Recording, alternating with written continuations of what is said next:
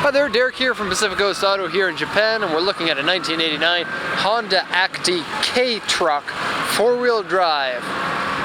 This K-Truck is street legal here in the USA. I'm sorry, not in the USA, here in Japan. This one is going to the USA. It's got markers front and rear. It's got 5-speed manual transmission. This one here is a 4-wheel drive. You can get them in rear-wheel drive as well. You can get them with a dump truck back end. This one here is the standard 3-side back end flatbed. And we can see the engine there is in a little compartment. This one here, we'll go over the auction sheet, exterior and interior, and show you what this vehicle is all about before we send it over to the US. And so first things first, let's take a look at the auction sheet, which sadly I forgot to put in my bag today. And so we're going to look off the computer screen here.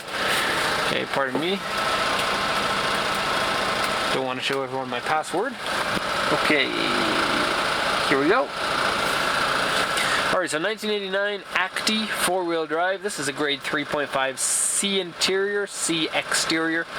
This one's got 55,136 kilometers, but you'll notice the star here, and that goes down to this little note here that says that the mileage is not known on this car. And the reason for that is because it's a 5-digit odometer, and so we don't know how many times that's rolled around, if any at all.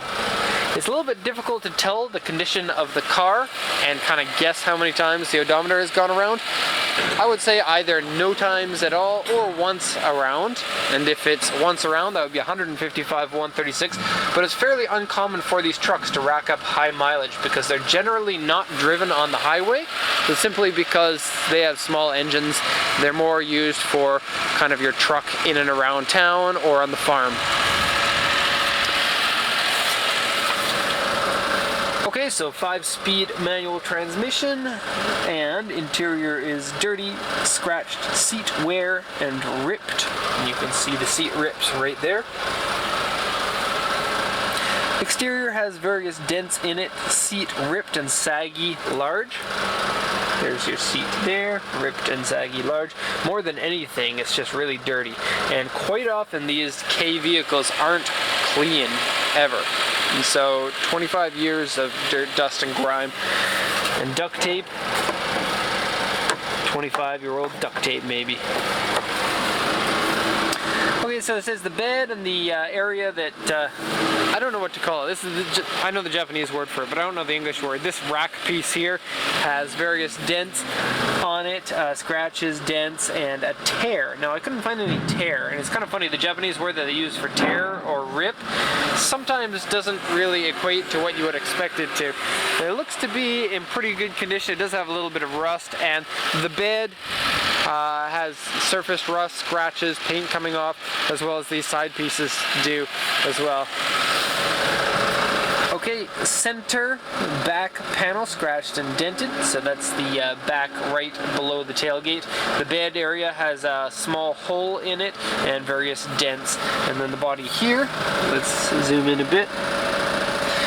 Large dents on the roof, some repaint on the left-hand side here, some scratches and some dents on the front, crack on the front bumper. Okay, so we're going to close this up and hide this on the Suzuki floor mat, which is kind of funny because they're not actually for this truck and they were cut into shape and not very well. So good cleaning is going to really make a difference in this vehicle. I'm going to show you the exterior first. You can see my portable jump box is there because I needed to jump the battery. It's got the really cool circle headlights, which I think look way better than the later model versions of this truck because it makes it look a lot more, you know, 1970s, 1980s.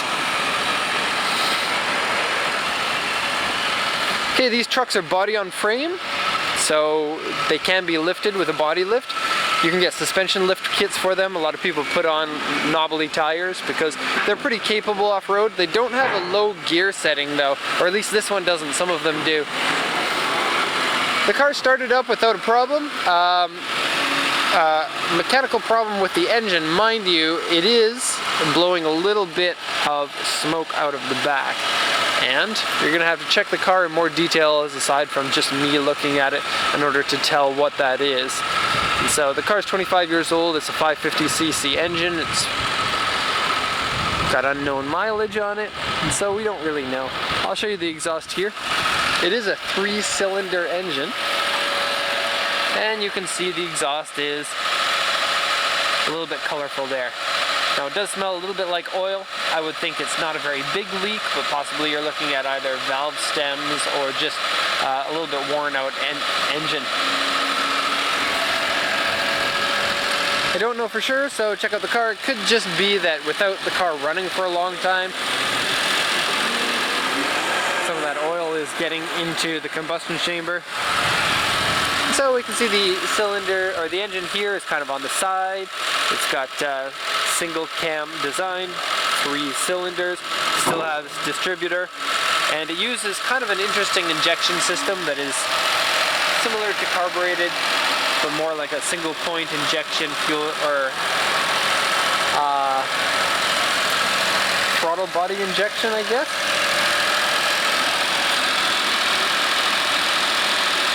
I don't know how easy they are to work on them. I've never worked on one before, but it's got this little place here, and then you can access anything else from underneath the car, which has lots of room under there. Now, it's got one of the weirdest things. I couldn't find the dipstick for the life of me because there's nothing in here. Here's your oil fill tube here, but there's no dipstick inside that like the 911s have. It turns out that the dipstick is this little thing in here, and it screws out. So you have to screw it out and then pull it out. And the dipstick's only about this long. Now the car has oil in it, but it's not an awful lot of oil. It's probably just below the halfway point, but the oil does look black, and it does look like it needs to be changed pretty soon here. Now these sides can go down, and the tailgate can go down. They've got these levers here to open them up. Now I haven't done that, but they flip down completely flat so that it's a flat bed if you want. Okay, the roof dents are probably your biggest damage on it. I'll show you that here.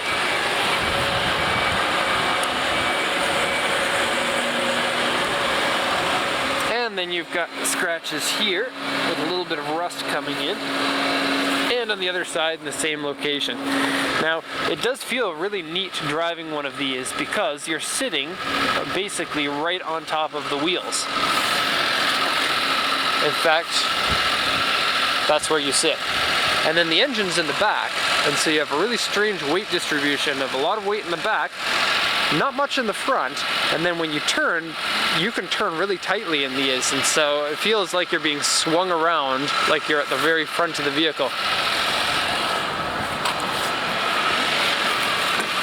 Okay, so this one's got no AC, but you can get these with AC. Crank windows.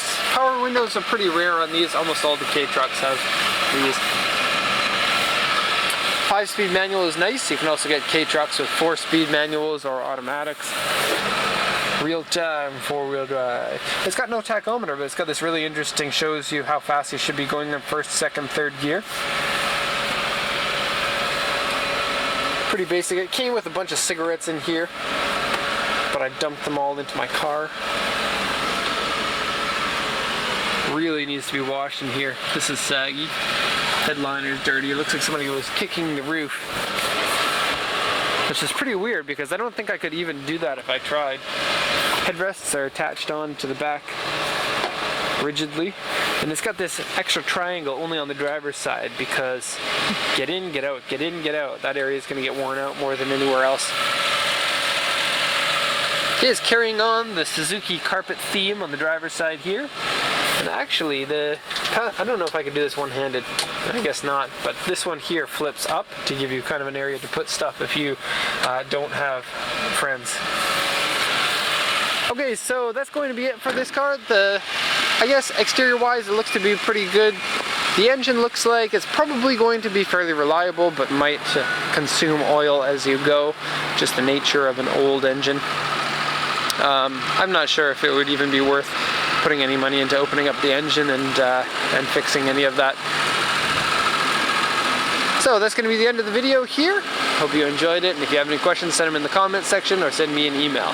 So thanks a lot for watching the video, and have a nice day.